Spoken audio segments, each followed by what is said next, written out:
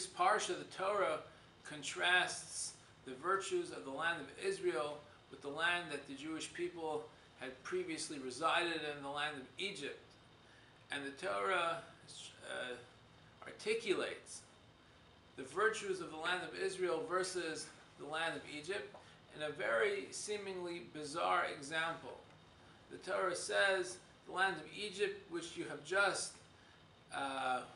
exited from with the Exodus, that land, when you plant something in the field, it's irrigated from the Nile.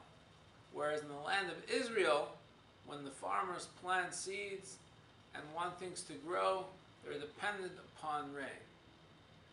Well, besides the fact that it's a seemingly bizarre choice to articulate the virtues of the land of Israel, it would seem in this particular example, Egypt would be far more preferable to live in.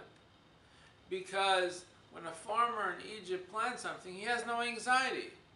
Is it going to grow? Is it not going to grow? He has the Nile. The Nile is a source of blessing. The Nile comes and irrigates the fields with no worries. Whereas in the land of Israel, when the farmers plant something, then the entire winter they're anxious. Is it going to rain? Is it going to rain enough? Is it going to be plentiful? And if it doesn't, they're in trouble. So I would think in this particular example, it would be far more preferable to be in Egypt than in Israel. So why, in fact, does the Torah say it's preferable to be in the land of Israel? For this reason. I think this is teaching us a great lesson. And that is that God put us in this world in general, and the Jewish people in the land of Israel in particular, because He desires a relationship with us. He just doesn't want the relationship to be one way. As within any healthy relationship, it must be give and take. And especially in the land of Israel. He wants us to communicate with Him. He wants us to be close to Him. He wants us to have the relationship with Him. So therefore He put us in the land where if it doesn't rain, we'll have to pray to Him. And that's what He desires. He desires that relationship and that communication from us. The land of Israel, it's necessary to communicate with God for that reason. The land of Egypt, no worries. No worries. You just plant something and then you just rely on the Nile.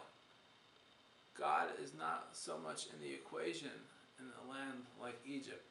Whereas in Israel, He's right in front of you because you need to communicate with Him that much more often. And that's a powerful lesson for us all. Especially in the area of prayer.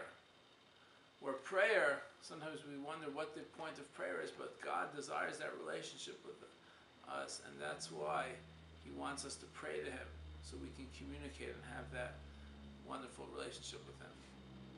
Folks, regardless if we live in Israel or not, let us remember this lesson, that God seeks a meaningful relationship with each and every one of us. And each and every one of us has something important to contribute. Each and every one of us was created in the image of God, and each and every one of us can have a meaningful relationship with God. Have a wonderful Shabbos.